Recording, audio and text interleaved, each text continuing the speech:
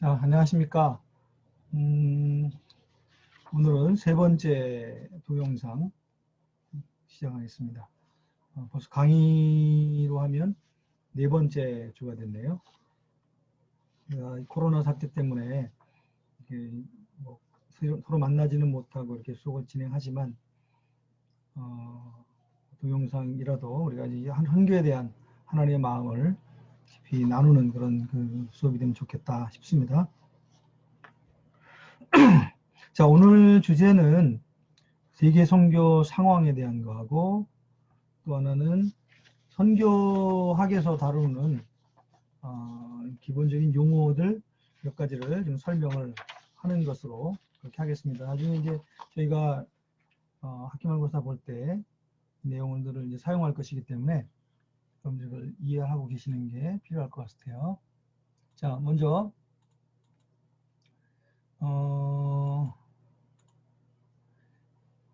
21세기 지금 저희가 21세기 살고 있죠. 세계 선교 상황과 과제라고 하는 제목으로 진행을 해보겠습니다. 다음 주 월요일 날 우리 같이 얘기할 그 성경 스토리인데요. 이 사마리아에 있는 한 마을이죠. 수가성이라고 하는 마을에 예수님 방문하게 되면서 그 사마리아 마을 사람들이 예수님이 메시아인 것을 믿게 됐다라고 하는 그런 기록이죠. 요한복음 4장에 있는 이야기가요. 그래서 유대인과 사마리아인들 관계는 거의 뭐 상종하지 않고 또 어느 정도는 적대적인. 그래서 예수님도 거의 그 스토리에 보면은 마을에 들어가질 못하시고 마을 바깥에서 있으면서 음식을 가서 사와야 하는 그런 상황인 거죠. 이제 사마리아 사람들이 유대인들을 미워하고 거부했기 때문에. 근데 이제 그런 지역에 가서 예수님께서 이제 이 메시아의 소식을 본인에 대한 이야기죠. 전하고 그리고 마을 사람들이 그 수백 년 동안 쌓여온 적대감 그것을 뛰어넘어서 그들이 예수님에게 나오고 또 예수님을 자기 마을로 초청하고 거기서 더 나가서 예수님의 메시아인 것들을 믿고 그런 의미에서 이거는 이제 그 문화와 또 지역 또 사람들의 적대감을 넘어서 복음이 예수님에 대한 소식이 퍼져간 것이니까 최초의 탐문화 선교 사건이다 이렇게 볼 수 있을 것 같아요. 뭐 그렇게 시작해서 여기서 또 시작해서 또 오순절날 극적인 그런 그 성령의 임재로 말미암아 당시 예루살렘에 있던 많은 사람들이 예수를 믿게 되고 그러면서 이제 본격적인 초대교회가 시작이 되는 거죠. 그렇게 해서 기독교가 시작이 됐어요. 오늘날까지. 초기에는 그 그리스도인들이 이렇게 많지 않았다. 이 통계가 어느 정도 우리가 신뢰할 수 있는 통계인지는 모르겠는데 이 로드니 스타크라고 하는 유명한 그 기독교 역사학자죠. 원래 이분은 순수한 역사학자분이신데 그 역사의 어떤 여러 연구 방법을 통해서 초기 기독교 상황의 어떤 사회학적 분석을 해서 책을 쓴 분이죠. 그래서 이분이 이제 기독교의 발흥이라고 하는 책에서 초기에는 기독교인들이 많지 않았다는 그런 얘기를 했어요. 그래서 이제 이분의 그 통계가 어느 정도 믿을 수 있는지 모르겠는데 생각보다 이제 초기에 기독교인들이 그렇게 적게 잡았죠. 우리가 이제 사도행전을 보면은 뭐 3,000명이 믿고 5,000명이 믿고 이렇게 생각해서 숫자는 굉장히 많을 것 같은데 어쨌든 초기에 이분의 그런 사회학적 그런 분석에 의하면 예수님 돌아가시고 뭐 한 4, 50년, 5, 60년 그 사이에 초기 100년 사이, AD 100년까지 그 기독교인 인구가 한 7,500명 정도 되지 않았을까. 뭐 이분은 그렇게 얘기를 했어요. 뭐 더 될 수도 있지만 사회학적으로 볼 때 150년이 됐을 때 한 4만 명, 200년이 됐을 때 한 22만 명, 그러다가 300년 고간에 들어가서 이제 600만까지 빠르게 성장했다가 350년. 그래서 이제 거의 한 3,400만 명까지 기독교인이 급격하게 증가됐다. 특별히 이제 이 AD 300년부터 352년 사이에 요 기간에 여러분들 무슨 일이 일어났는지 아시죠? 지난번에 제가 말씀드렸는데 313년에 컨스탄티누스 대제가 예수님을 받아들이고 또 본인이 황제로서 로마 제국의 기독교를 공인하는 그런 일이 있으면서 핍박이 멈추고 수많은 사람들이 교회에 이제 가입하게 되고 이제 그 후반으로 가면서 점점점 이제 로마의 그 정치적 그 영향력이 오히려 이제 사람들 예수 믿게 하는 그런 그 영향 때문인지 몰라도 아직 굉장히 3,400만 명까지 굉장히 빠르게 성장하고 전체 로마 제국 인구의 56%, 엄청난 숫자죠. 이게 AD 392년에 가면은 기독교가 이제 국교화되면서 사실 다른 타종교가 허용이 안 되는 데까지 가잖아요. 그때 가면 이제 훨씬 더 숫자가 늘고 퍼센테이지도 높아지겠죠. 어쨌든 간에 이렇게 해서 시작된 굉장히 미약하게 소수의 믿는 자들 그리고 팔레스타인이라고 하는 외진 지역에서 시작된 이 기독교라고 하는 당시로서는 신흥 종교죠. 새로운 종교가 세계적인 종교로 퍼져가는 그런 과정을 겪었습니다. 그래서 이제 2000년이 지난 오늘날로 봤을 때 23억이니까요. 전 세계 인구의 33%, 3명에 1명꼴이 이제 기독교인이 되었다. 이렇게 볼 수 있습니다. 그러니까 굉장히 빠르게 성장해서 세계에서 가장 큰 종교가 이제 기독교인 셈이죠. 물론 이 안에는 이제 캐톨릭, 뭐 러시아 정교회, 동방 정교회, 또 뭐 그 외에 다른 여러 기독교 종파들이 들어가 있기 때문에 저희 개신교만 쳐가지고는 뭐 숫자가 이렇게 많지 않지만 어쨌든 간에 전체 기독교가 전 세계 인구의 3분의 1을 차지할 정도로 빠르게 성장해서 우리가 선교적 삶을 살아왔고 이 복음으로 세상을 변화시키는 일들이 진행되어 왔다 하는 것을 볼 수 있습니다. 그렇지만 여전히 예를 들면 뭐 16억이라고 하는 통계는 여러 가지가 있습니다. 이슬람에 대한 건 어쨌든 근데 전 세계 인구의 한 23%, 뭐 어떤 관점에 따라서는 지금 한 25%, 4명 중에 1명이 이슬람이다. 그리고 힌두교도 약 한 13.8%, 거의 한 10억 정도. 불교도 뭐 아직도 많은 숫자고요.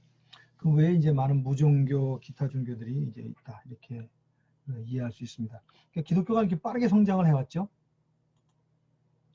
자, 근데 여기 한 가지 딜레마가 있는 거죠. 기독교 인구는 뭐 이제 이거는 뭐 1900년부터 이제 계산된 통계인데요. 2003년에 아마 이게 기준이 된 통계 같은데 1900년에 5억 5천, 그래서 70년 뒤에 약간 2배가 돼서 12억. 여기서 다시 6억이 느는데 7억 한 7억 몇인데 30년이 걸렸습니다. 70년, 30년, 그리고 이제 뭐 몇 년 뒤에 이렇게 이제 숫자가 늘었어요. 20억 정도. 아까 통계는 이제 좀 그 이후의 통계이기 때문에 23억이라고 그랬는데, 근데 이제 기독교인의 비율만 보면은 크게 변화가 없죠. 34.4%였다가 33%, 33%, 33.1%, 33.4%. 기독교 인구가 이렇게 엄청나게 늘어났음에도 불구하고 비율로만 따지면 거의 변화가 없었다. 그러면 이제 그 예수 믿지 않는 비기독교 인구가 빠르게 성장한다는 것을 의미하겠죠. 그래서 교회가 계속 전도해서 선교를 해서 우리가 확장했음에도 불구하고 인구 증가율과 거의 비슷하게 갔기 때문에 여전히 예수 안 믿는 사람들 숫자는 전 세계 인구 중에 3명 중에 2명은 아직 예수님 모른다. 이렇게 우리가 볼 수 있겠어요. 그거를 비기독교 지역이라고 그러는데 그래서 A, B라고 하는 표현은 뭐냐면요. A는 그 안에 기독교가 전혀 없어서 복음을 들을 수 없는 비기독교인들. 위전도 종족이라고 우리가 그렇게 얘기하죠. 그리고 B는 예수님 모르지만 그 안에 교회들이 있어서 예수님에 대해서 들을 기회가 있는 불신자 그룹. 그렇게 이제 보통 나눕니다. A그룹, B그룹. C그룹은 기독교인들이 있는 그룹. 이렇게 이제 설명을 하는데. 그래서, 교회가 있지만 예수 안 믿는 사람과 교회가 전혀 없어가지고 예수님 들을 기회도 없는 예수 안 믿는 사람을 합치었을 때에 약 한 41억 정도. 아직도 엄청 많죠. 2055년이 되면은 그게 52억으로 늘어난다고 하니까 예수 안 믿는 사람들 숫자는 뭐 비율은 비슷할지 모르지만 굉장히 빠르게 숫자의 볼륨은 더 커지는 겁니다. 예수님을 전혀 들을 기회도 없는 사람들을 이제 지역 A라고 하는데 미전도 지역이라고 그러죠. 그 숫자도 끊임없이 증가하고 있다. 그죠? 8억에서 16억 또 18억 이렇게 증가를 하고 있습니다. 저희가 이제 미전도 종족 선교 운동을 해서 굉장히 많은 선교사를 보내서 선교를 하고 있지만 그럼에도 불구하고 오히려 복음을 듣지 못한 미전도 종족은 숫자가 늘어나고 있다. 이게 이제 현실이죠. 특별히 이제 이슬람 힌두교가 이제 그런 지역에 대체로 퍼져 있다. 이렇게 볼 수 있겠습니다. 자, 그래서 우리 이런 그 선교를 열심히 함에도 불구하고 이제 인구가 늘어나기 때문에 여전히 더 많은 선교적 필요가 있다는 것을 우리가 이제 볼 수 있고요. 이런 통계가 왜 필요하냐면은 우리 기독교인들 중에 어떤 분들은 이제 뭐 교회가 전 세계 다 있고 예수 믿는 사람들이 많기 때문에 이제 우리가 뭐 굳이 막 선교 이렇게 할 필요 없지 않느냐 그렇게 말하는 사람들이 있기 때문에 이런 통계들이 굉장히 중요한 겁니다. 여전히 하나님이 보는 이 세상은 주님을 모르는 수많은 사람들이 있어서 예수 먼저 믿는 자들이 가서 복음을 전하지 않으면 안 되는 세상이다 하는 것을 보여주는 통계라고 할 수 있어요. 근데 이제 여기서 이제 남은 과업을 생각할 때 아까 과업이 굉장히 많이 남았었잖아요. 특별히 미전도 지역만 생각하면은 뭐 여전히 많은 숫자가 이제 복음을 전하는 선교사 또는 선교적 그리스도인이 필요한 그런 상태인데, 그래서 이제 아까 B라는 지역은 교회가 있는 지역의 불신자라고 그랬잖아요. 그 사람들은 뭐 교회가 있으니까 교회에서 자연스럽게 예수를 믿을 수 있을 텐데, 교회도 없고 전하는 자도 없는 그런 지역에 있는 불신자들, 이 사람들이 문제죠. 이 사람들에게 선교사가 가지 않으면 예수님을 들을 기회가 없으니까. 그런 인구가 21억. 이제 그 기준 연주에 따라 숫자는 조금씩 차이가 있는데 어쨌든 대충 한 30% 정도가 여전히 우리가 선교사를 보내지 않으면, 선교사로 가지 않으면 예수님을 알 수 없다라고 하는 그런 현실을 보여줍니다. 집단으로 치면은 굉장히 많습니다. 지금은 이제 이 11,000개보다는 이 종족, 민족 수가 더 줄긴 했지만 굉장히 많은 숫자가 여전히 복음을 듣지 못하고 있고, 근데 이제 문제는 복음을 전하는 사역자라고 하는 개념, 특별히 이제 선교사의 숫자를 생각할 때 10명 중에 9명은 예수를 믿는 지역에서 사역을 하고요.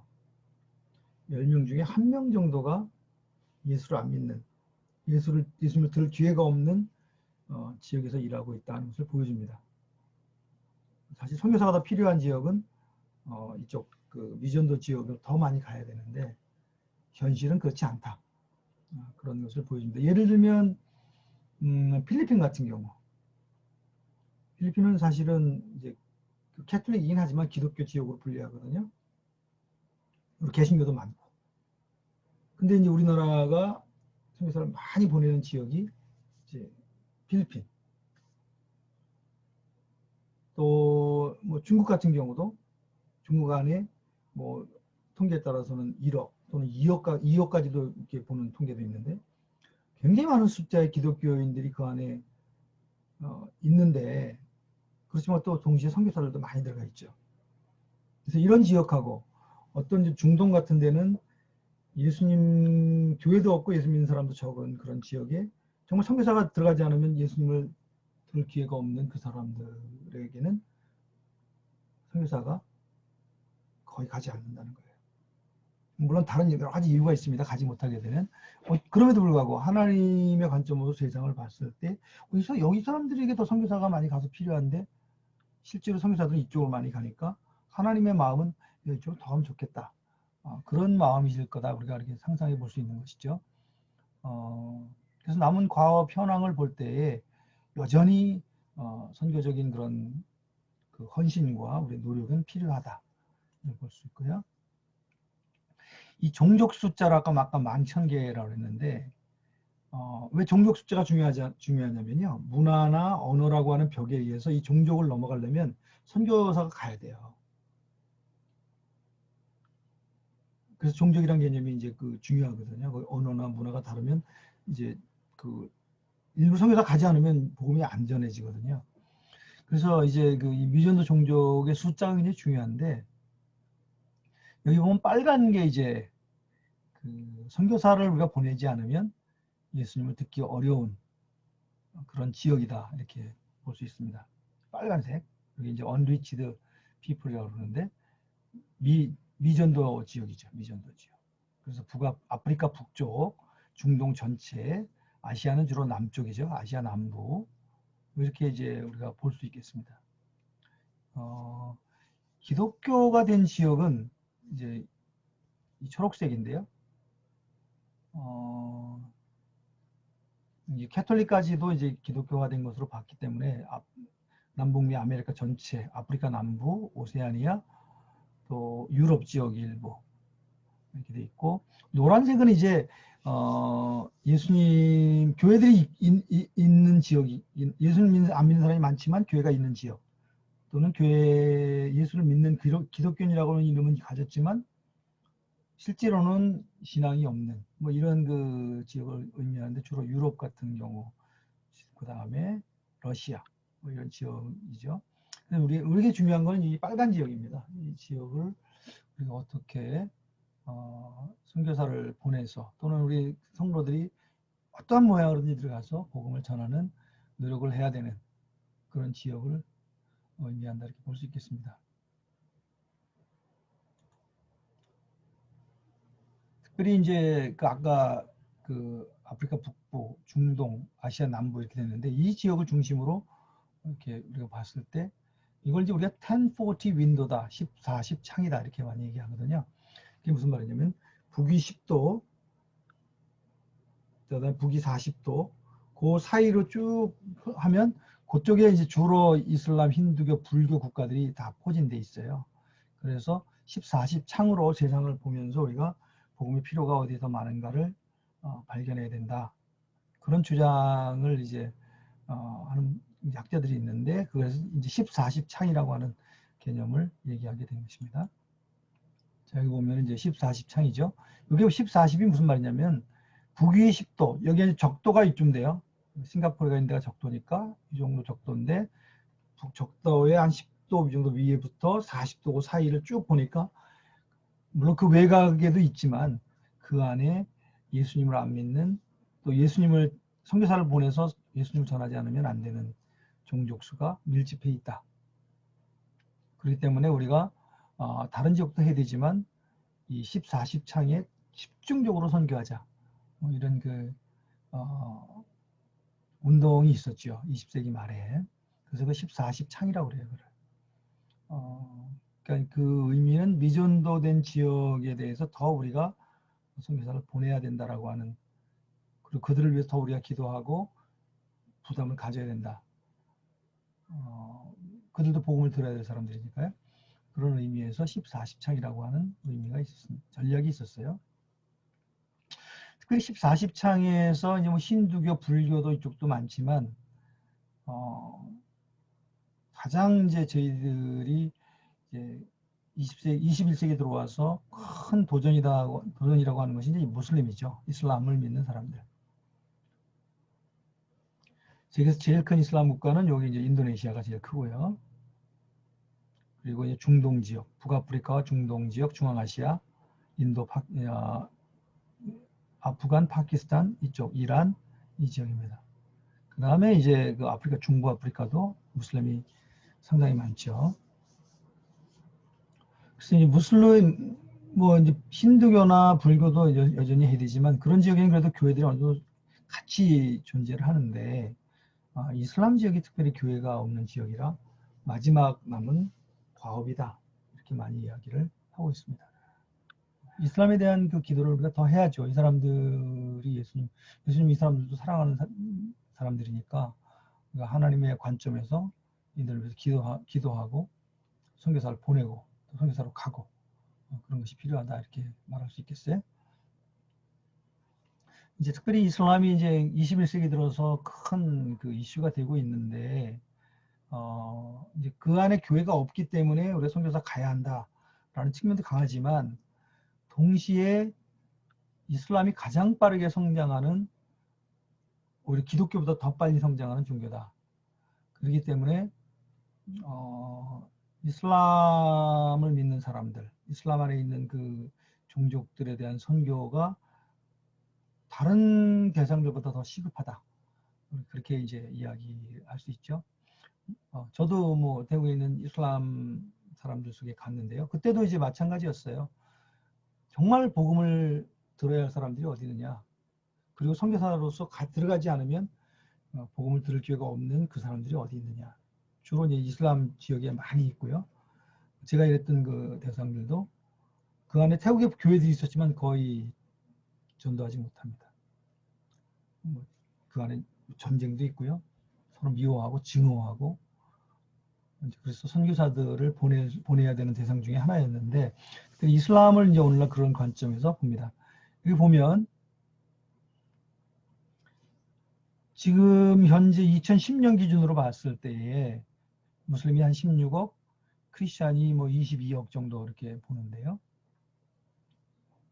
앞으로 40년 뒤에 이제 30년 남았네요. 지금 2020년이니까 이슬람이 빠르게 성장해서 거의 기독교와 비슷한 인구 숫자가 될 것이다. 우리가 선교하지 않고 그냥 놔두면 또 무슬림들은 애를 많이 낳거든요. 다산을 요즘 젊은 사람들은 좀 덜하지만 기본적으로 아이들을 많이 낳는 것에 대한 그런 문화적인 그런 성향도 있기 때문에 자연 성장이라고 그러죠. 애를 많이 낳아서도 빨리 성장하고 또 이슬람은 굉장히 선교적인 종교입니다. 어떤 의미에서는 기독교보다 더 선교적일 수도 있어요. 굉장히 선교적인 종교거든요. 그래서 이제 결국 기독교하고 이 마지막 때에 그 영적인 거대한 전쟁이 일어나지 않겠는가. 뭐 그 다음에 힌두가 이제 굉장히 많은 숫자인데요. 이슬람에 비하면 여전히 뭐 많지 않은 숫자죠.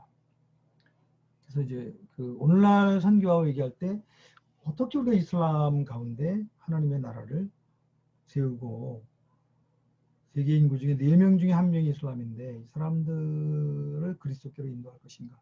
그것이 굉장히 큰 도전이다. 이렇게 보시면 좋겠어요. 근데 감사한 거는 전 세계적으로 이제 또 교회가 그럼에도 불구하고 성장하고 있다는 거예요. 물론 그 전체 인구 증가율하고 비교했을 때는 그렇게 성장을 해도 여전히 남아있는 과업들은 많은데 그나마 이 교회가 특별히 우리 복음주의 교회들이 빠르게 성장해서 이 선교적 사명을 감당하고 있다. 이렇게 이제 평가를 저희들이 하거든요. 기독교 전체로 보면은 이슬람보다 성장이 느려요. 근데 개신교, 복음주의적인 개신교만 보면 이슬람보다 더 빠르게 성장합니다. 우리가 전도에 열심히 있는 그러한 그룹이기 때문에 우리 복음주의자들이 훨씬 굉장히 빠르게 성장을 합니다. 그래서 그것이 이제 하나님 주신 그런 기회라고 볼 수 있는데 그 대표적인 사례가 이제 중국이라고 볼 수 있겠죠. 1949년에 중국이 공산화되고 선교사한테 쫓겨났을 때에 한 70만 명, 100만 명 조금 안 되게 기독교인이 있었다 이렇게 이제 그 평가가 됐었어요. 근데 이제 선교사 다 쫓겨나고 기독교를 억압하는 이제 공산주의 정권이 됐기 때문에 과연 기독교가 생존할 수 있겠는가? 그랬는데 1979년에 이제 중국이 미국하고 이제 손을 잡으면서 이렇게 중국의 문이 열렸는데 안에 이제 주계장막이라고 그러죠. 주계장막이 열렸는데 들어가 보니까 한 3천만?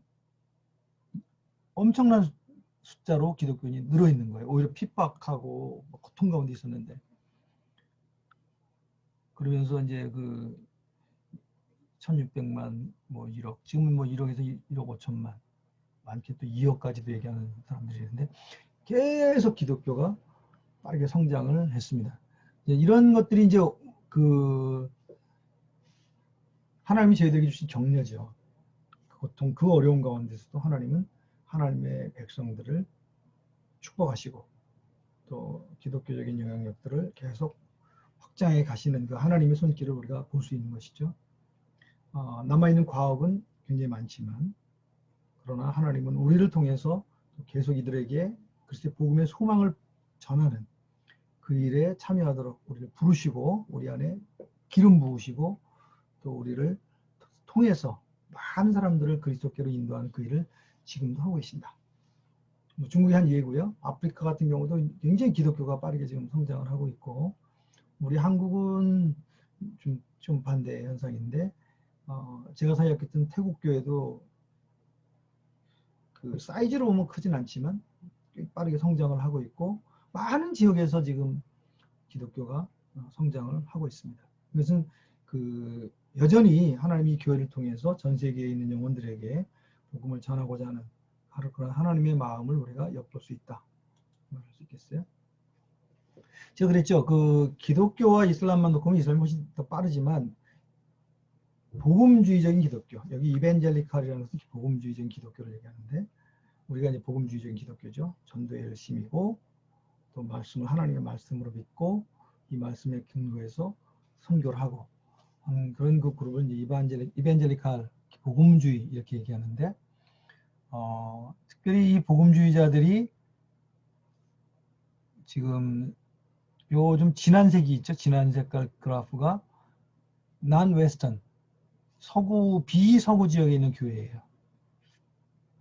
그 다음에 이제 요 옅은 색깔의 요 도표는 서구 지역에 있는 서구 그러니까 유럽과 북미 이런 지역에 있는 교회를 의미하는데 그 유럽 지역 교회는 뭐 거의 변화가 없죠. 약간 선장하다가 줄어들고 이렇게 하는데 그에 반해서 비서구 지역, 서양의 바깥에 있는 아시아라든지 아프리카라든지 남미라든지 이런 지역에 있는 교회들, 특별히 복음주의 교회들은 아주 빠르게 성장을 했다는 것을 보여줍니다. 그래서 이 복음을 전하려고 열망을 가진 그런 그룹을 우리가 복음주의 교회다 이렇게 얘기하는데 하나님 그 복음주의 교회는 축복을 하셔서 계속 성장을 하고 또 이 교회를 통해서 계속 복음이 퍼져가게 하시는 그런 일들을 하시고 계신다 하는 것을 보여주는 것입니다. 이런 그 교회의 복음주의 교회의 성장은 이제 선교사들 복음주의 비서구 서구 바깥에 있는 복음주의 교회 또는 이걸 이제 요즘은 다수 세계의 교회다. 서구 비서구라고 생각하지 않고 서구가 소수고 지금 더 많은 인구가 아시아, 아프리카, 남미에 살고 있는데 그것을 다수 지역이라고 해요. 다수 교회. 머지러리티 처치라고 그러는데 어쨌든 비서구 교회가 성장을 하니까 선교사 숫자도 늘어나게 되죠. 그렇죠? 우리 한국 같은 경우 대표적인 케이스잖아요. 옛날에 선교사를 받기만 했는데 우리가 88년 올림픽 이후에 얼마나 많은 선교사를 보냈어요. 지금도 뭐 한 3만 명 가까운 선교사를 파송해서 전 세계 가운데 복음을 전하고 있는 것이죠. 여기도 이제 그걸 보여주는 도표인데 굉장히 좀 오래된 도표이긴 해요. 근데 이제 여기서도 보면 이미 19세기 말, 20세기 말, 21세기 초에도 벌써 비서구 선교사들 숫자가 엄청 늘어날 것이다. 여기 보면은 전체가 한 30만 명이 되는데 그 중에 한 16만 명, 절반 이상이 한 60% 가까이가 우리 비서구 지역에서 온 선교사들이 될 것이고 지금은 더 숫자가 많아졌을 거예요.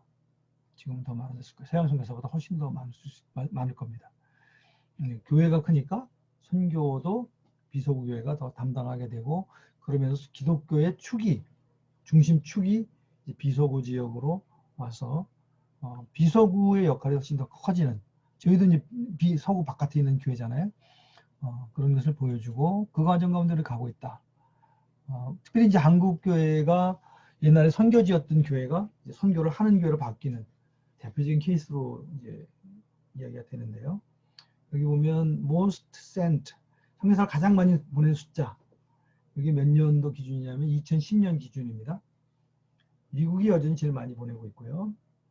12만 7천 명, 브라질이 한 3만 4천 명, 프랑스가 2만 1,000명, 스페인이 2만 1,000명, 이태리가 2만 명, 한국이 한 2만 명, 지금 한 3만 명 가까이 된다고 하는데, 어쨌든 간에 그때 당시 기준으로 보면 영국이 한 15,000명, 인도가 한 10,000명, 인도가 지금 굉장히 많이 늘었는데요. 여기는 이제 10,000명으로 되어 있네요.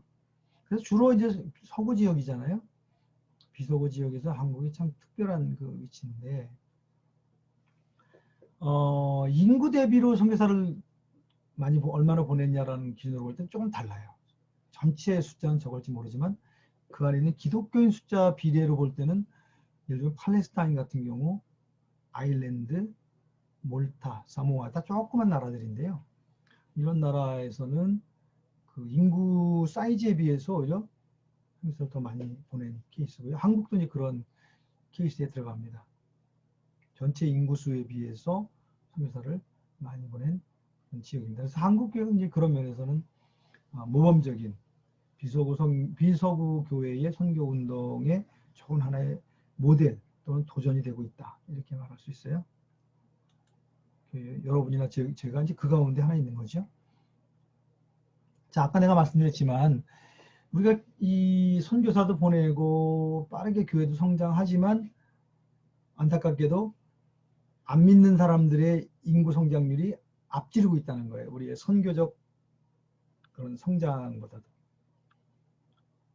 그래서 매일 한 22만 명 정도가 태어나는데 과연 우리가 그 정도의 숫자를 전도하고 있는가. 그래서 이제 여기 보면 마지막 2025년에 보면 점점 더 많은 숫자가, 안 믿는 사람들 숫자가 성장하고, 그러니까 이거는 전체 인구죠. 80억 가까이 이제 될 텐데 이 중에 상당수가 3명 중에 2명은 불신자고 그 숫자는 계속 늘어나고 있다는 것을 보여줍니다. 그래서 저희가 이 한국교회가 선교하지 않으면 하나님 촛대로 옮길 수 있죠. 어려워도 하나님이 사랑하는, 아직 주님을 모르는 그 영혼들을 생각하고 그들을 위해서 우리가 계속 선교사로 나가고 선교사를 보내고 하는 것은 필요하다. 그것을 지금 보여주고 있습니다. 기독교 숫자를 보면은 이제 세계 선교단 마무리된 거 아니야?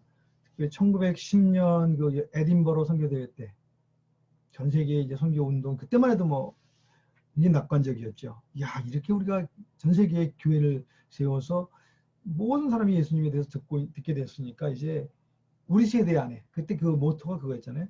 우리 세대 안에 세계 복음화를 완수하자. 근데 이제 우리가 100년 지나고 나서 돌아보니까 우리가 지나치게 낙관적이었다. 선교는 여전히 필요하고 많은 사람들이 선교사들이 전해주는 복음을 기다리고 있다. 그래서 온 지구가 다 복음을 듣게 하기 위해서는 여전히 우리는 수많은 선교적 필요 가운데 있는데, 현실은 또 정말 복음을 들어야 될 거기에 선교사를 보내기보다는 좀 이미 교회가 있는 지역으로 또 많이 가기 때문에 앞으로 이 선교 운동이 그런 면에서 더 새롭게 일어나야 된다 하는 것을 보여주는 그림이라고 할 수 있어요.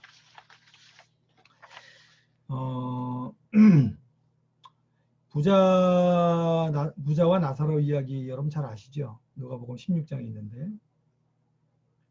그래서 이 부자는 굉장히 그 부자였기 때문에 날마다 잔치하고 즐겁고 행복하게 이 생을 살았는데 그 집 문 앞에 있는 거지 나사로는 그냥 버려진 음식을 주워 먹고 그렇게 비참한 인생을 살았단 말이에요. 근데 그는 하나님을 사랑했고, 그래서 죽었을 때 이 나사로는 아브라함의 품에 낙원에 가게 되고, 이 부자는 이제 하나님의 심판을 받게 됐단 말이에요. 그죠? 그게 이제 거기에 나오는 그 스토리잖아요. 그때 이 부자가 아브라함에게 뭐라고 얘기하냐면은 나사로를 좀 다시 저희 집에 보내주십시오. 그래서 죽었다가 살아나서 나사로가 내가 죽어보니까 죽음 이후에 하나님 심판이 있고 그 심판 이후에 이런 심판 그 지옥의 그런 그 고통이 있다. 너희가 지금 이 땅에 사는 동안 하나님의 뜻을 행해라. 그렇게 하라고 이 부자가 아브라함에게 이 거지 나사로를 보내서 그렇게 복음을 전해달라고 얘기를 합니다. 근데 그때 아브라함이 뭐라고 그러냐면은 여기 29절에 보면 아브라함이 이르되 그들에게 모세와 선지자들이 있으니 그들에게 들을지니라. 그들이 정말 그 마음 가운데 깨달음이 있다면 나사로가 가지 않더라도 그들이 예수님을 믿고 구원받을 수 있다. 근데 이제 우리가 주목하는 것은 이 음부에 있는 이 부자의 기도라는 거죠. 기도잖아요, 이게. 아브라함에게 부탁하지만 또 한편은 기도죠. 그들은 이 고통받는 곳에 오지 않게 해주십시오.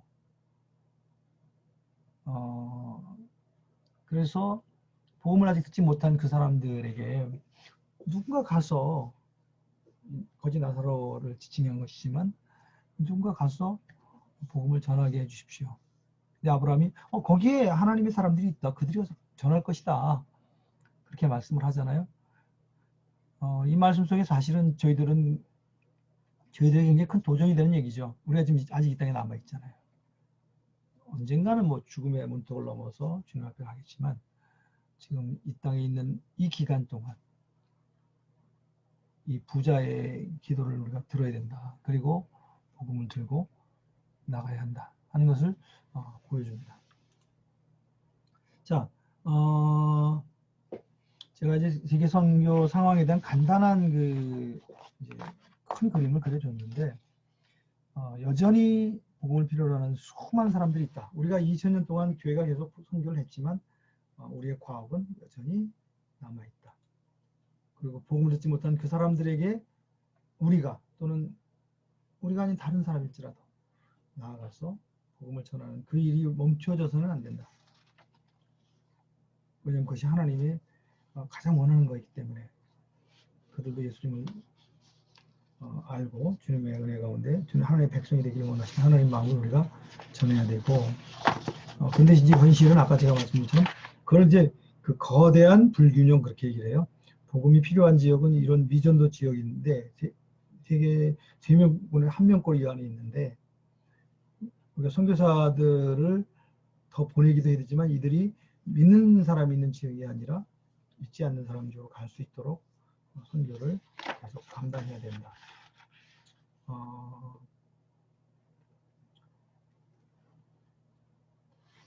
이 선교적 사명을 우리가 감당하는 것이 굉장히 중요합니다.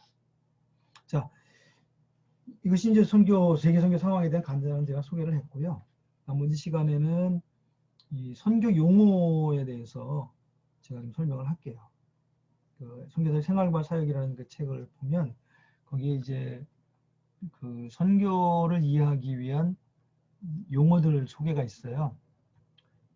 굉장히 많은 용어들이 있죠. 그렇지만 이제 저희가 기본적으로 선교를 공부한 사람으로서 알아야 되는 그런 용어들 몇 가지를 지금 제가 좀 소개를 하려고 해요. 제가 뭐 그냥 설명하겠지만 여러분들이 뭐 다 못 알아들을 수도 있는데 제가 좀 쭉 지나가면서 설명을 좀 할게요. 그리고 나중에 기회가 되면 한번 좀 살펴봐 주시면 좋겠어요. 자, 이제 우리 선교를 용이할 때, 선교학을 이야기할 때 선교에 독특한 용어들이 있거든요. 그 용어에 대한 것을 이해해야 되고요. 제 교재 중에 하나인 선교사의 생활과 사역 2장에 보면 많이 쓰는 선교 용어들을 정리해 놨습니다. 제가 지금 그 부분은 몇 가지 쭉 훑으면서 이제 설명을 간단하게 할게요. 첫 번째가 이제 10, 40 창이죠. 아까 말씀드렸죠. 북위 10도부터 40도 사이에, 특별히 아프리카로부터 중동, 이제 남아시아, 이 극동까지는 그 북위 10도에 40도라고 하는 그 거대한 지역을 창문으로 들여다보면 거기에 대부분의 미존도 종족들이 머물러 있다. 그렇기 때문에 우리가 그들에게 가서 10, 40창에 더 많은 선교사를 보내자 하는 운동이 소위 미존도 종족 선교 운동으로 진행이 됐었습니다. 지금도 이제 그 운동이 있고요. 저 같은 경우도 태국에 있는 모슬렘들 향해서 이제 제가 사역을 하게 되는데 그때 이 10, 40창이라고 하는 그 선교의 어떤 도전 그것에 반응해서 저도 갔습니다. 오늘날에도 이제 20, 40창에 대한 관심은 여전히 있습니다. 그래서 이 지역에 더 많은 선교사가 가서 예수님 모르는 사람들이 예수님 알 수 있도록 그것이 필요하다. 그건 이제 미전도 종족 선교라고 하기도 합니다. 죄송합니다. 또 한 가지 중요한 그 여기 개념이 뭐냐면 탈진이라는 거죠. 요즘 많이 쓰죠. 번아웃. 번아웃은 선교사들이 이제 다른 문화에 가서 거기에 적응하고 그래서 그 가운데 사역할 때 자기 문화, 자기 고국에서 일할 때보다 몇 배의 에너지가 소모가 돼요. 그래서 그때 이제 탈진이 되죠. 우울증이 온다든지 몸이 병이 난다든지 또 무기력해진다든지. 저도 사역 초기에 어느 공부 끝나고 모슬림 마을에 들어가서 이제 사역을 막 시작할 때 한 3, 4년 굉장히 힘든 시간을 보냈거든요. 사역하기도 어렵고 그때는 언어 했지만 뭐 효과적으로 사역할 만큼 된 것도 아니고 설교도 잘 못하고 근데 이제 사역에 대한 부담이나 압력은 높고 그래서 탈진을 경험했죠. 우울증도 경험을 하고 물론 이제 일반 사회에서도 과도한 업무를 오랫동안 하는 경우에 우리가 탈진한다는 말을 해요. 번아웃이란 말을 하는데 선교사들에게서 특별히 이게 중요한 용어입니다. 왜냐하면 다른 문화에서 과도한 그런 그 스트레스 속에서 살다 보면 탈진을 할 수가 있습니다. 그걸 탈진이라고 부르고요. 소명은 이제 우리가 알다시피 그 하나님이 우리를 부르셔서 일을 맡기시는 것을 소명이라고 그러죠. 그걸 콜링이라고 영어로 이제 하죠. 콜링. 이 선교사에 있어서 이 소명 의식이 굉장히 중요합니다. 뭐 저도 경험했지만 사역에 들어가서 뭐 사역이 막 기적이 일어나고 막 부흥이 나고 이렇게 그렇게 되는 데도 있지만 대부분은 그렇지 않거든요. 정말 그 스트레스 속에 막 사람이 막 그 쪼그라드는 것 같은 그런 상황 속에 오랫동안 그걸 견디고 해가야 되는데 그때 하나님이 날 부르셨다. 하나님이 이 일을 위하는데 날 부르시고 지금도 나와 함께 하신다라고 하는 그런 확신이 없잖아요. 그러면 아마 중도 포기하는 선교사들이 많거든요. 우리 한국 사람들은 많지 않은데 어쨌든 일반적으로 보면 선교사들 중간에 떠나는 경우도 많이 있거든요. 근데 그 이제 가장 큰 이유가 뭐냐면 소명의 문제다. 하나님이 나를 이 일을 위해 부르셨다라고 하는 확신.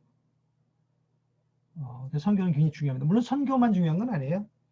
여러분들이 그리스도인으로 살아갈 때, 또 사역자로 살아갈 때에 하나님이 나를 이 일에, 이 상황에 부르셨다고 하는 확신을 잃어버리면 그 사람에게서는 그리스도의 능력이 나타날 수가 없어요.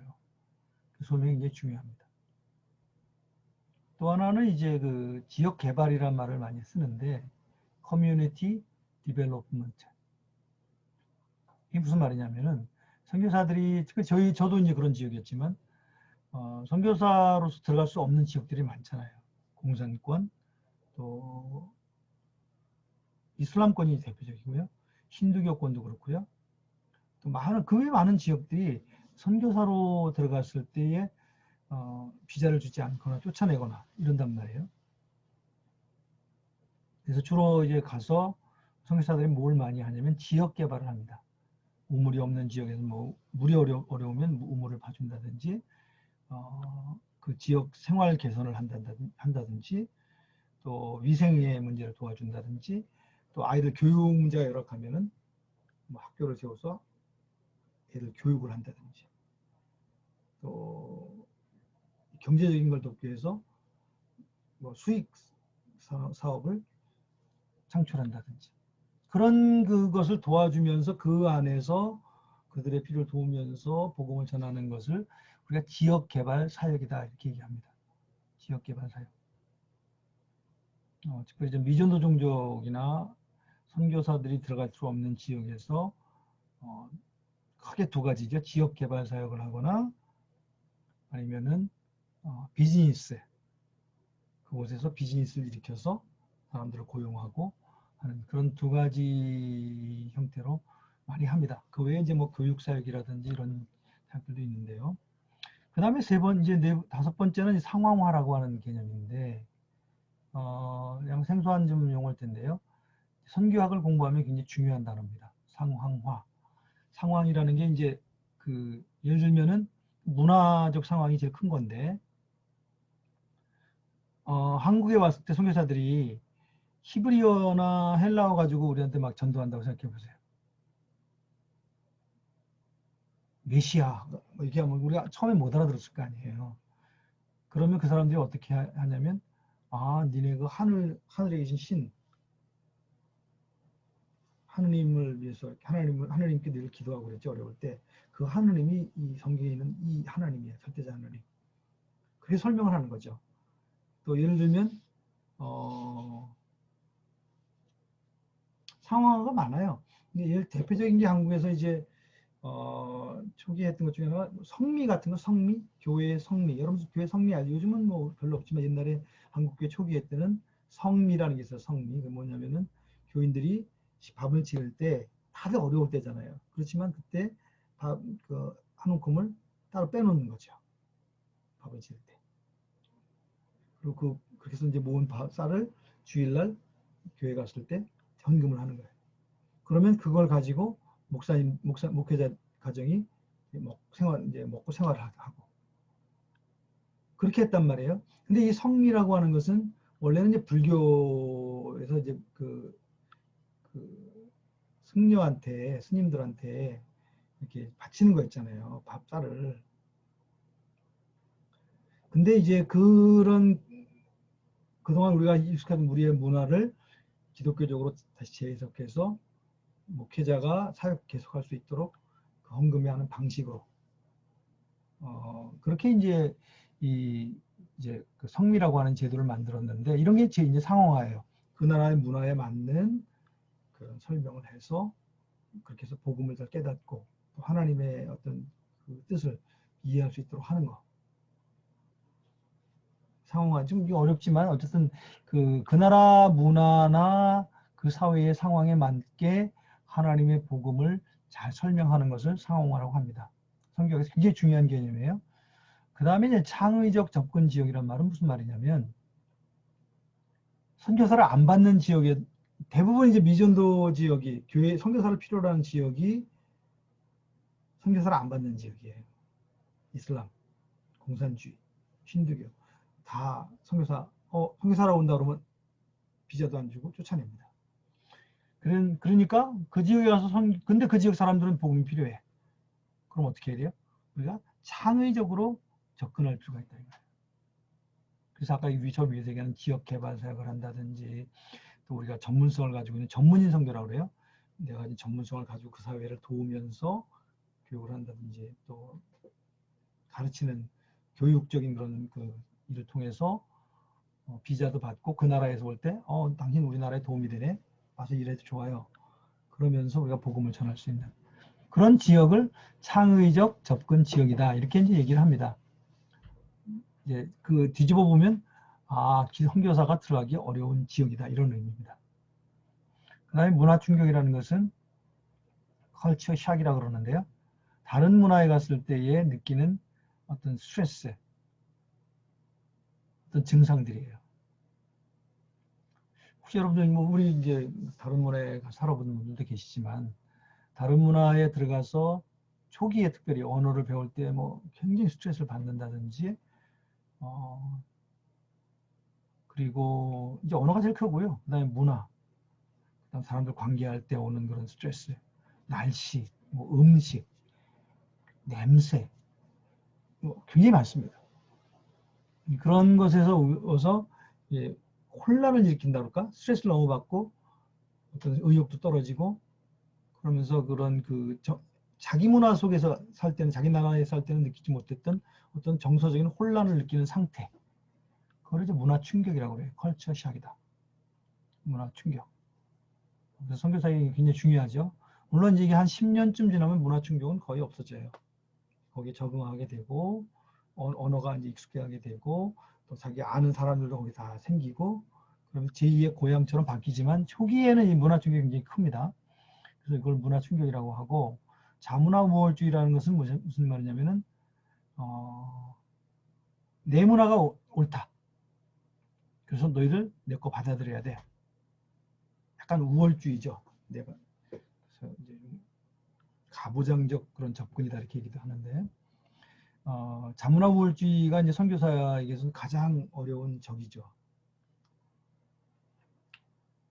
쉬운 예로 이제 한국 선교사들이 선교지에 가서 어렵게 살은 전도에서 이제 교회를 개척했다고 합시다.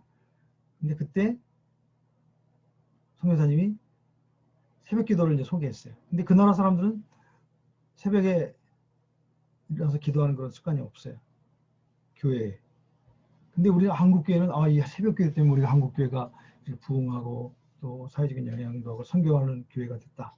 그때 당신 새벽 기도 해야 됩니다. 그렇게 강요할 때 이게 좋은 거지만 그 현지인들 입장에서는 왜 그 한국적인 걸 우리한테 강요하느냐 이렇게 말할 수 있거든요. 그때 이제 자문삼은 우리가 자문화 우월주의 우리 한국에서 좋은 거니까 이래서 받아 이렇게 할 수가 있다는 것이죠. 그걸 이제 자문화 우월주의라고 그래요. 우리께 다 모두 좋다.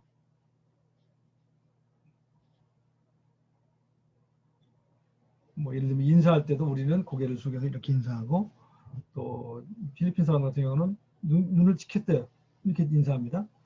또 태국 사람도 이렇게 와이라고 해서 이렇게 인사하죠. 각 지역마다 자기 인사하는 방식이 다르잖아요. 근데 우리 하는 방식이 제일 좋은 거야. 고개를 숙여서 공손하게 그렇게 요구하면 이제 그게 자문화 우월주의가 됩니다. 그래서 선교사는 이제 가능하면 현지 문화에 적응해서 인카네이션, 성육신, 예수님이 그렇게 하신 것처럼 우리가 그 문화의 사람이 되고 내가 가지고 있던 문화적인 것들을 내려놓고 그 문화를 받아들이는 그것이 이제 선교의 굉장히 중요한 과정인데 그걸 우리가 그 자문화 우월주의를 극복해야 된다 이렇게 표현합니다. 또 하나 믿음 선교라는 것은 뭐냐면 이게 이제 OMF죠 오늘날로 치면 허드슨 테일러가 이제 주장한 건데 물론 그 이전에도 이제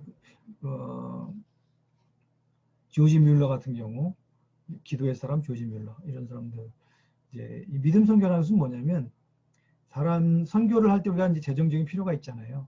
근데 그것을 사람들이나 교회에 요청하지 않고 하나님께만 기도해서 하나님이 주시는 물론 이제 교회는 사람을 통해서 주시겠지만 그 선교사 자신은 하나님께만 의존하고 하나님이 통해서 우리를 주시도록 하나님을 바라보는 믿음으로 선교하는 그런 자세를 이야기합니다.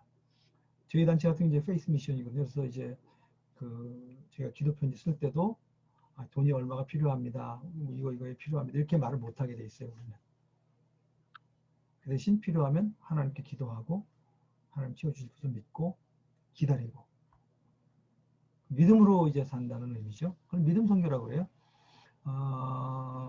믿음 선교가 뭐 다 모든 단체가 그렇게 하진 않아요.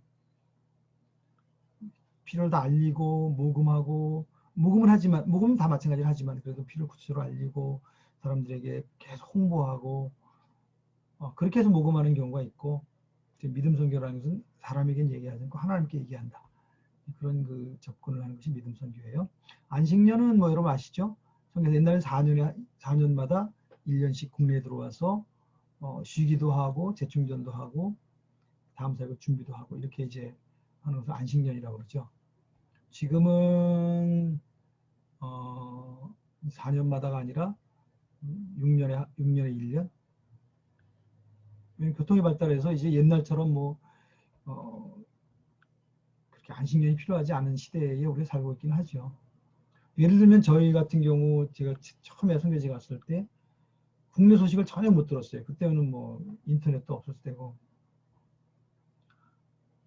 비행기 타고 오는 사람들이 뭐 잡지나 신문 몇 개 갖다 주면 이제 그게 너무너무 반가운 선물이었고 그랬는데 몇 년 지나지 않아서 뭐 이제 CD가 생기고 DVD가 생기고 요즘 뭐 인터넷으로 뭐 모든 걸 다 하기 때문에 옛날만큼 이렇게 안식년이 필요하지는 않지만 옛날에는 이제 배를 타고 몇 개월 왔다 갔다 할 수밖에 없는 시대에는 이런 그 몇 년에 한 번씩 꼭 본국에 가서 재충전하는 기간이 필요했어요. 그래서 안식년이라고 하는 개념이 있습니다. 요즘은 그걸 홈 어사인먼트라 가지고 본국에서 이 선교 사역을 하는 것으로 표현을 합니다. 쉬는 게 아니라 이제는 사역지를 한국에 와서 또 사역하고 왔다 갔다 한다는 개념으로 많이 얘기합니다. 또 하나 개념이 이제 세계화 개념인데요. 너무 많네. 간단하게 좀 넘어갈게요. 세계화는 말 그대로 세계화예요. 이제는 선교사들이 해외로 많이 가지만 또 외국인들이 한국에 들어와서 오기도 하고 전 세계가 이렇게 섞이는 그런 시대다. 또 인터넷이나 뭐 이런 교통의 발전에 의해서 이제는 뭐 전 세계가 하나의 그 일일 생활권처럼 가까워졌다. 뭐 이런 의미고요. 이게 선교에 여러 가지 영향을 미칩니다. 그래서 세계화라는 용어를 많이 쓰고 아까 미전도 종족은 제가 말씀드렸고요. 총체적 선교는 아까 제가 말씀드렸죠. 지역개발 얘기하면서 선교가 옛날에는 뭐 예수 전도해서 예수 믿게 하고 교회를 개척하고 그 교회가 성장하는 것 그렇게 선교를 했다면 오늘날에는 그렇게만은 못해요. 선교사를 받지 않는 지역도 많기 때문에 그래서 선교사들이 가서 그들의 경제적인 필요도 채워주고 교육적인 필요도 채워주고 육체적인 질병의 문제도 해결해주고 환경도 해결해주고 그 사람의 삶의 환경 전반적인 것들을 함께 고민하고 세워주면서 복음도 전하는 그걸 이제 총체적 선교라고 해요. 복음만 전하는 게 아니라 그 사람의 삶의 전 영역을 함께 다룬다. 그래서 총체적 선교라는 말을 쓰고요. 토착교회는 이제 자기 문화, 한국이면 한국 문화적인 그런 토양 위에 세워진 교회다. 그렇게 얘기를 하고요. 이 토착교회의 조건이 이제 3자라고 하는 거예요. 3셀프, 3자교회. 3셀프인데 자립, 자치, 자전. 그래서 자립은 재정적인 것을 의미해요. 자기네 사역자들 교회 운영을 성도들이 헌금을 해서 할 수 있다. 또 자치는 성도들이 스스로 자기 지도자를 뽑아서 그곳에서 목사님도 나오고 장로님도 나오고 이렇게 하는 것. 자전은 이제 그 현지인들이 그 이웃이나 그 지역을 복음을 전해서 복음화할 수 있는 역량을 가진 것이다. 이 세 가지를 갖췄을 때 우리가 토착교회라고 이렇게 말합니다. 다수교회는 아까 제가 말씀드렸죠. 비서구 지역의 교회. 그래서 3분의 2 세계 교회라고도 했는데 옛날에 요즘은 다수교회란 말을 많이 합니다. 많이 말합니다. 근데 우리 일반적으로 알고 있는 것은 비서구 교회라고 하죠. 그래서 비서구 교회 또는 다수 세계의 교회 이렇게 이제 많이 얘기를 하고요. 선교사 자녀를 우리가 MK 이렇게 얘기하는데 미셔너리 킷, MK란 말을 많이 써요. 그 다음에 선교사 자녀를 또 Third Culture Kid, 제3의 문화의 아이다 이렇게도 말합니다. 무슨 말이냐면 선교사 자녀들은 제 아이들도 그렇지만 한국적인 부모 밑에서 태어나서 자랐기 때문에 한국적인 아이지만 또 태국에서 자랐기 때문에 태국 문화를 가지고 있죠. 그리고 태국 안에서도 우리 또 좀 이슬람 문화가 있기 때문에 이슬람 말레이 문화인데요. 그렇게 하면 뭐 우리 아이는 4개의 문화인데 어쨌든 지금 한국 문화, 태국 문화 2개 속에서 자랐잖아요. 근데 이 아이가 이거 2개 이 안에 합쳐질 때 태국도 아니고 한국도 아닌 아주 그 독특한 문화적인 특성이 생기는데 그걸 이제 3번째 문화다. Third culture다 이렇게 얘기하거든요. 그래서 제3의 문화의 아이다. 그걸 선교사 자녀들을 그렇게 부르기도 하고요. 해외 사는 아이들을 이렇게 많이 부르죠. 이제 NGO, NPO 이거는 이제 우리 NGO란 말 많이 들죠. 비정부 기관. 그래서 민간의 자원해서 모여서 그 하는 것. 우리 이제 선교사들은 이제 주로 가서 현재 가면 정부에서 파송된 게 아니니까 NGO 형태로 사역을 많이 합니다. 그걸 이제 NGO 또는 NGO라고 하거나 비정부, 비영리 기관 이렇게 얘기를 하고요. 멤버 케어 넘어가고요. 종족도 넘어가고. 전반 개척 선교라는 것은 아까 얘기했죠. 복음이 정말 필요한 지역들에 선교사가 많이 안 간다고 그랬는데 전방 개척 선교라는 말은 무슨 말이죠? 복음을 필요로 한 그 지역으로 더 우리가 사람들을 보내고 물질을 보내고 더 우리가 거기에 투자해서 그들에게 복음을 전하는 일을 하겠다라고 하는 경향을 그런 운동을 전방 개척 선교라고 합니다. 그리고 밑에 이제 두 개 다원주의와 혼합주의란 말은 다원주의는 뭐 여러분 많이 들으셨죠? 다양한 가치관이 함께 존재하는 거. 종교로 치면 다양한 종교가 함께 가는 거. 우리 한국 사회가 그렇죠. 다원주의 사회죠. 불교도 있고, 뭐 유교도 있고, 기독교도 있고, 요즘은 또 이슬람도 들어와서 이제 같이 여러 종교가 함께 어우러지면서 함께 가는 그런 사회. 그걸 다원 사회라고 그러고요. 다원주의 사회라고 그러고, 혼합주의라는 것은 조금 다른 의미예요. 혼합주의라는 건 뭐냐면 내가 기독교 신앙의 성경적 신앙을 가지고 있는데 뭐 예를 들면 미신을 같이 내가 섞는다. 그런 신앙을 이제 혼합주의 신앙이라고 그러는데 쉽게 이제 얘기한다면 내가 기독교인이고 예수님 믿었어요. 교회도 나가요. 매주. 근데 한 달에 한 번씩 또는 계절마다 점집에 가서 점쟁이한테 운세가 어때요? 이렇게 물어본단 말이에요. 그 두 가지가 근데 내가 내 신앙 안에서 아무런 갈등이 없이 행한다. 그럼 그 상태는 혼합주의예요. 성경적인 신앙도 있지만 성경적인 신앙에서 받아들일 수 없는 것들도 섞어가지고 혼합해가지고 내가 편한 대로 그냥 쓰는 거죠. 그런 것을 혼합주의라고 그러고요. 전문인 선교사는 이제 목회자 선교사에 반대되는 말이에요. 목회자가 아닌 분들이 선교사로 많이 나가거든요. 그걸 평신도 선교사라고도 했는데 그보다는 요즘은 이제 전문인 선교사란 말을 많이 씁니다. 그래서 제가 일했던 이제 GMP 같은 경우도 초기에는 다 목회자가 갔는데 요즘 한 반반 정도 돼요.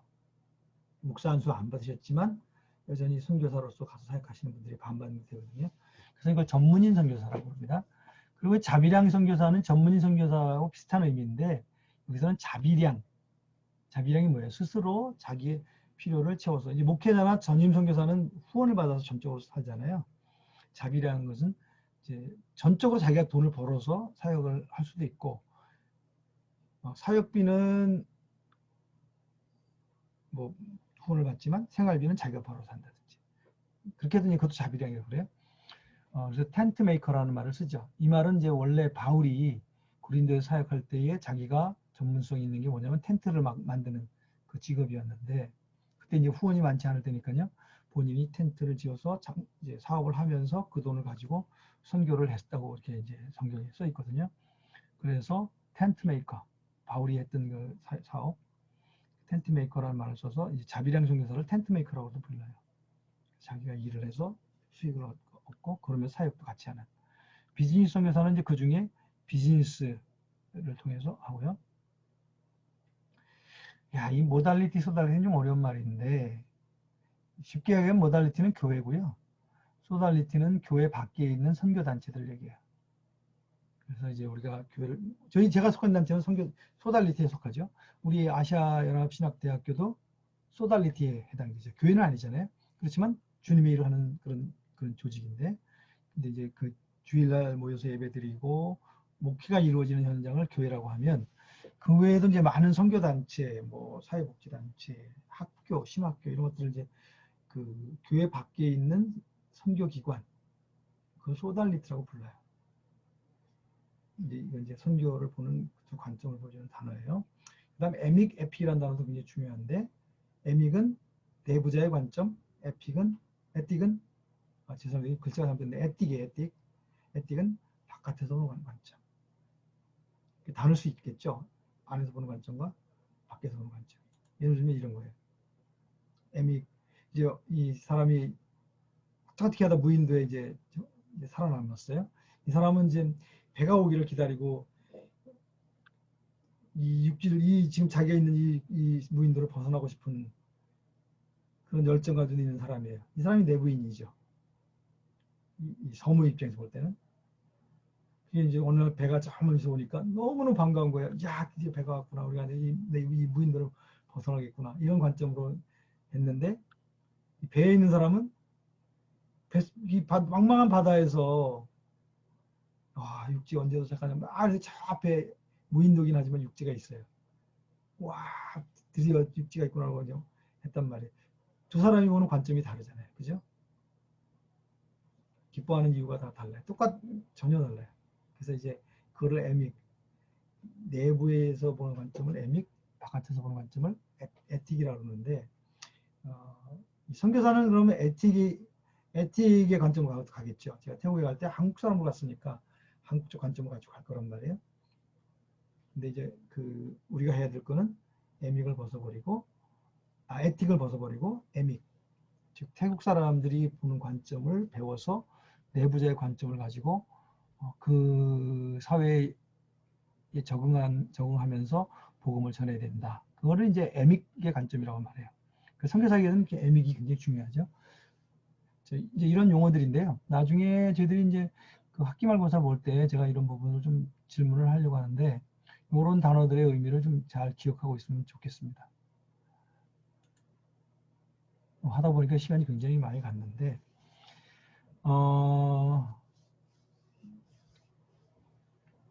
이 특별히 선교에 대한 기본적인 용어들은 제가 설명을 했지만 선교사의 생활과 사역 그 책을 한번 보시고 그것도 저희 교과서거든요. 제가 구체적으로 사용하지는 않지만 그 2장에 이 단어들에서 설명이 돼 있어요. 그래서 그런 부분들을 잘 숙지를 하시면 좋을 것 같고 그래서 나중에 학기말고사를 볼 때 이 중에 몇 개 단어를 제가 한번 물어보려고 생각하고 있는데 그렇게 하시면 좋겠고 또 선교 현황에 대한 것들도 간단하게 제가 말씀드렸지만 여러분들 자신도 거기에 대한 이해를 가지고 있고 또 선교에 대한 관심을 갖고 있는 분들에게 이런 부분들을 계속 알려주셔서 우리가 선교 멈추면 안 된다. 한국교회가 이 선교적 사역을 하나님이 주신 이 선교적 부담을 계속 짊어지고 가야 된다. 그 부분에 대해서 우리가 잊으면 안 될 것 같습니다. 제가 두서없이 좀 얘기를 많이 했는데 이 정도 하고요. 월요일 날 뵙겠습니다. 특별히 제가 그 요한복음 4장 좀 생각해 오라고 말씀드렸죠. 생각해 오시고 그리고 이제 우리 교재에 선교사 열전 그 읽으면서 느낀 거 질문도 좋고요. 여러분들이 느낀 걸 나눠도 좋아요. 그래서 그런 준비를 해서 우리가 월요일 만날 때는 좀 이렇게 지난번처럼 좀 이렇게 우리의 생각들이 나눠지는 그런 장으로 진행이 됐으면 좋겠다 생각합니다. 그럼 월요일 날 오후 4시에 뵙겠습니다. 긴 시간 수고하셨어요. 이 정도 하겠습니다.